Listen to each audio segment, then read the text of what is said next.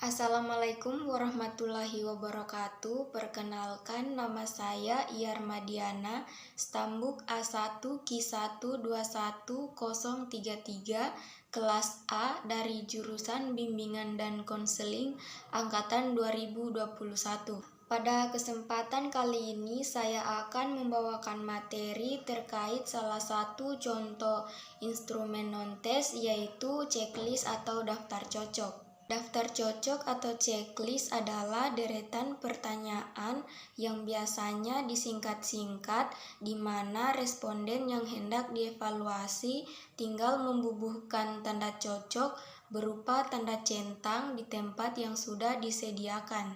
Menurut Sobri Sutikno pada tahun 2009, beliau memaparkan pengertian dari daftar cocok atau checklist adalah sebagai suatu daftar yang berisikan subjek atau aspek-aspek yang akan diamati.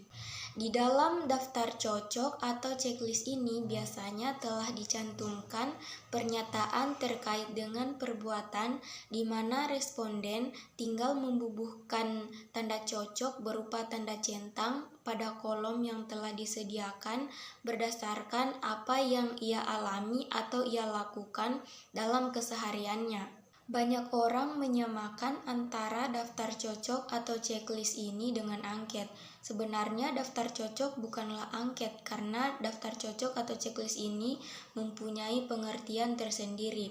Daftar cocok mempunyai bentuk yang sederhana karena di dalamnya peneliti bermaksud meringkas penyajian pernyataan atau pertanyaan. Di dalam daftar cocok atau checklist ini juga terdapat bentuk pertanyaan dan jawaban yang seragam. Adapun langkah-langkah yang perlu kita lakukan dalam menyusun daftar cocok atau checklist ini yaitu yang pertama yaitu merumuskan tujuan.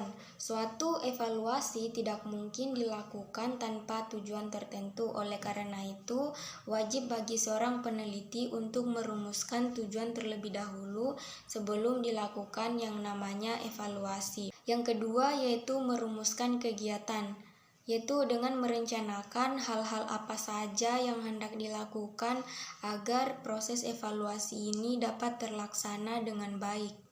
Yang ketiga yaitu menyusun langkah-langkah. Menyusun langkah-langkah dimaksudkan agar proses dari evaluasi ini dapat dilaksanakan secara sistematis. Yang keempat yaitu menyusun kisi-kisi, yaitu dengan menyiapkan beberapa item pertanyaan atau pernyataan yang hendak diajukan atau yang akan dijawab oleh responden yang hendak dievaluasi. Yang kelima yaitu menyusun panduan. Dalam panduan ini berisi tentang bagaimana atau tata cara pengisian dari daftar cocok atau checklist ini sehingga responden yang hendak dievaluasi tidak lagi merasa kebingungan dengan pengisian daftar cocok atau checklist ini. Yang keenam, menyusun alat penilaian. Setelah responden memberikan jawaban terhadap daftar cocok atau checklist, kemudian dikembalikan kepada peneliti. Disitulah peneliti melakukan yang namanya penilaian agar dapat menarik sebuah kesimpulan untuk mendapatkan sebuah jawaban sebagai tujuan dari dilakukannya evaluasi tersebut. Kemudian yang berikut ini kita akan membahas terkait dari kelebihan dan kekurangan instrumen non-tes jenis daftar cocok atau checklist ini. Adapun beberapa kelebihan dari jenis checklist ini yaitu yang pertama, kita bisa memperoleh data dalam waktu yang cukup singkat.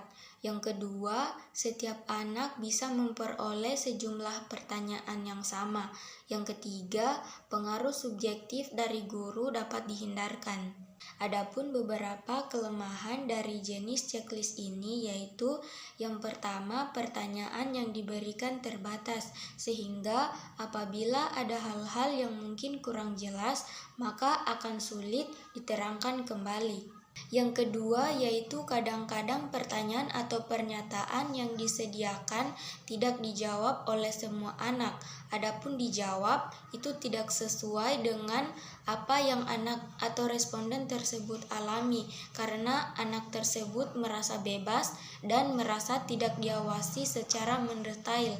Yang ketiga yaitu besar kemungkinan daftar cocok yang diberikan kepada responden ini tidak dikembalikan semua karena kebanyakan anak merasa tidak memerlukan hasil dari daftar cocok tersebut.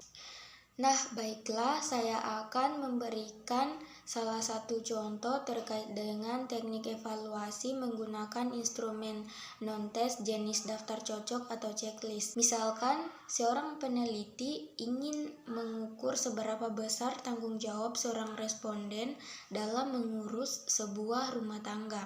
Nah, di sini seorang peneliti menyusun beberapa pertanyaan terkait dengan pekerjaan dalam rumah tangga. Adapun beberapa pernyataan yang disediakan oleh peneliti terhadap respondennya tersebut, misalkan yang pertama menyiapkan makanan pagi, kedua membersihkan rumah, ketiga mencuci pakaian, keempat memasak, kelima mencuci piring, dan disusul oleh pernyataan-pernyataan lainnya. Nah, di situ peneliti telah menyisikan kolom kosong untuk diisi oleh respondennya tersebut, di mana di situ diberikan pilihan apakah responden tersebut dalam melakukan pekerjaan rumah tangga tadi dia melakukannya sendiri atau dibantu oleh orang-orang dalam rumah atau mungkin menggunakan jasa asisten rumah tangga. Nah, mungkin itu saja informasi yang bisa saya bagikan pada kesempatan kali ini. Semoga informasi tadi bisa memberikan manfaat bagi kita semua. Saya akhiri, wabillahi taufiq wal hidayah. Wassalamualaikum warahmatullahi wabarakatuh.